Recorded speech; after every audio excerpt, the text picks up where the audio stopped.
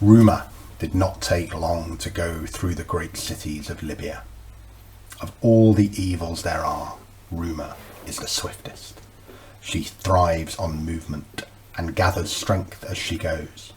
From small and timorous beginnings, she soon lifts herself up into the air, her feet still on the ground and her head hidden in the clouds. They say she is the last daughter of Mother Earth, who bore her in rage against the gods, a sister for Chios and Enceladus. Rumour is quick of foot and swift on the wing, a huge and horrible monster, and under every feather of her body, strange to tell, there lies an eye that never sleeps, a mouth and a tongue that are never silent, and an ear always pricked. By night she flies between earth and sky, squawking through the darkness, and never lowers her eyelids in sweet sleep. By day she keeps watch, perched on the top of gables or on high towers, and causes fear in great cities, holding to her lies and distortions as often as she tells the truth. At that time she was taking delight in plying the tribes with all manner of stories, fact and fiction mixed in equal parts. This is an excerpt from Virgil's Aeneid, Book 4, line 173, for those who are really interested. I can remember the first time that I read this. I was in my Year 10 Class Civ class, and I was bowled over by the power of the imagery. As a teenager, it really spoke to me. Aeneid Book 4 is one of the great love stories in all literature.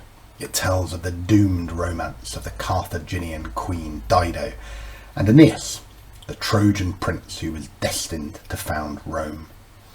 As a 15-year-old boy, I wasn't all that fussed about their relationship. The gossip, rumour and speculation that accompanied it, though, that was a different matter. As a society, we certainly seem to love rumours and we adore gossip. The way in which we consume gossip, though, is different, and that difference largely depends upon your age. If you're under 25 or 30, then most of your big-ticket gossip is probably consumed through the medium of Instagram or Snapchat. Over that age, and you may well gravitate towards Facebook and Twitter, perhaps occasionally perusing the gossip columns in the major national newspapers. These are, I think, rather terrifying. TV showbiz in the Daily Mail, showbiz in the Sun, and celebs in the Mirror. The cult of celebrity is something that is apparent everywhere we look. There are those who have made millions of pounds based entirely on this, with the Kardashians being perhaps the best example. They seem, to my very untrained eye, to be famous simply for being famous. I don't say this to criticise them at all. Indeed, there may well be something to admire in their acumen for turning public curiosity into cold, hard cash. I don't really know all that much about the celebs who permeate much of the national consciousness, but I'm really aware that in this I'm not normal. I don't read the gossip columns. I've never watched an episode of Towie or Love Island. I don't do Facebook, and my middle-aged Twitter feed is largely made up of other teachers and the odd rugby player or cricketer. I'm not blind though, and I know that the market for such gossip must be real, or it wouldn't exist. Now, I'm not going to use this assembly to urge all of you to throw away your phones and get off Instagram, Snapchat, TikTok and so on. Instead, I want to talk about the dangers of gossip within a smaller community than that served by those massive online news providers.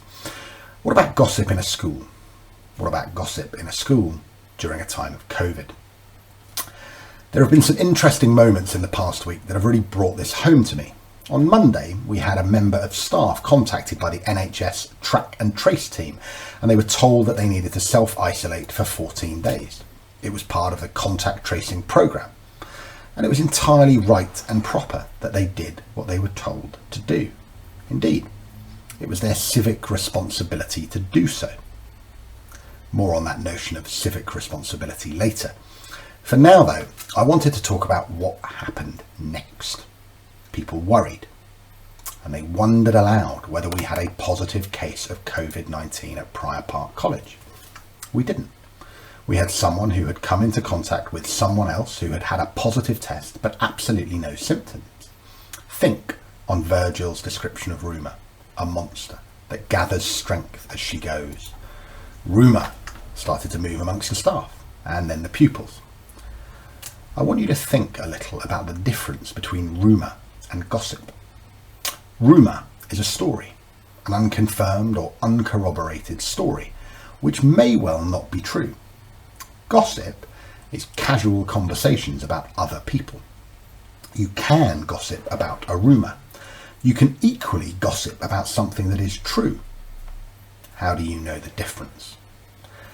Rarely, in a small community, can you know the difference between rumour and truth.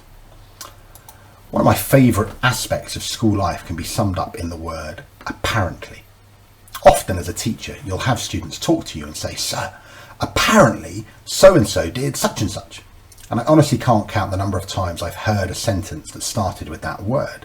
They are almost never true. In this though, students aren't different to older people. Rumours can often be hilarious and they don't necessarily have to be all that harmful. I recall a school I used to work in and there was a scary teacher. We're fortunate at Prior we don't have this sort of teacher. No such thing as scary teachers here. This teacher though was one who would walk down a corridor full of pupils and they'd immediately become silent and hope not to incur his wrath. Irascible was perhaps the best word to describe him. A great word, irascible. It means having a tendency to be easily angered. Anyway, that was this teacher in a nutshell. A colleague of mine was faced with a group of students bemoaning how scary this teacher was, and she, in a moment of inspired mischief, said, "Ah, yes, he really is quite scary, isn't he? Apparently on his gap year, he was attacked by a rabid wild dog and killed it with his bare hands." The eyes of everyone in that class popped out on stalks, but they all believed it. And they gossiped about it, and it spread. A wholly unlikely story, but with this teacher, it seemed possible. That rumour is, the last time I checked, still going strong, some 20 years after it was first created. Of course, no one's yet told the teacher concerned. They're far too scared of him. In one of my earlier schools, I had a Year 11 class who found out that I was a pupil at, in their eyes, a relatively rough school. They thought that meant I must be a bit more street and quizzed me on it. In a throwaway comment, I commented that, yeah, I'd been at school in London and was there with the pioneer of grime music, Dizzy Rascal. That was it. A throwaway comment that led to 5 years' worth of rumours. Yeah, apparently Horan was at school with Dizzy Rascal. Honest. Gossip, though, is, I think, a little different to rumour. Rumours may be funny and can often be harmless. Gossip, though, is more often harmful. It's clearly a part of human interaction to want to be able to tell somebody something that they don't yet know, even if in doing so you hurt somebody else's feelings. Humans are social animals. At a basic and a fundamental level, we want to know what is going on with others in our social group, and we want to share that knowledge with others. Doing so reaffirms our membership of our groups, our families, our tutor groups, our new year group bubbles, our houses, our school. We all do it. Gossip is a part of the human experience. That desire to show that we are much part of this group can often lead to us forgetting that gossiping about somebody else leads to our excluding them from the group or othering them. Making someone else the other means that you reaffirm your sense of yourself. It's not good, it's not right, it's just true. It feels good to be in the know. It feels good to share that knowledge with a friend. Every single one of us, though, will at some point be gossiped about. There's a great English idiom about someone who is the subject of gossip. We say, their ears will be burning. When you think about it, that's exactly how being gossiped about feels. You feel as if the whole of your community is watching everything you do, and everywhere you look, you feel like people are talking about you. It's not a nice sensation, yet we all contribute to it when we gossip. We're a school community of 600 students, and there's no way I'm going to be able to stop you gossiping. I suppose, though, that what I want us all to do is to think on one thing in relationship to gossip: love. We need to ask ourselves the questions. What are we sharing? What are we gossiping about? What is the point of what I am doing and saying? If we start from a place of love for our community, then we won't share things that are unkind or hurtful. In a time of coronavirus, we shan't share things that will, not might, but will, cause anxiety, worry, or even panic. This virus isn't going anywhere for a while. We've made a brilliant start here at Prior over the last few weeks. The bubble system is working. Face mask discipline is spot on, and I'm sure that your hands have never been so clean.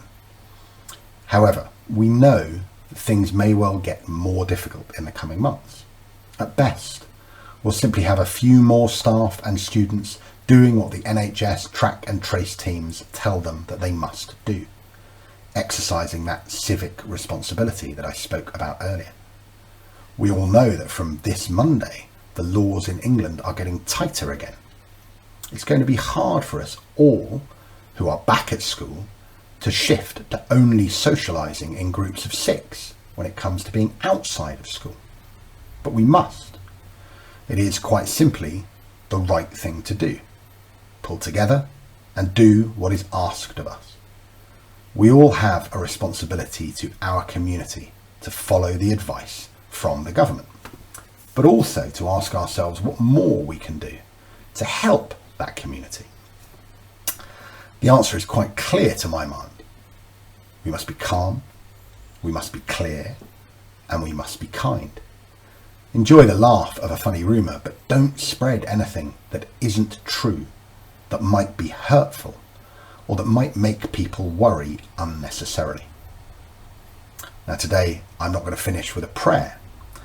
Instead, I'm going to finish with a quotation from the Quran, from the chapter Al-Isra, or the Night Journey.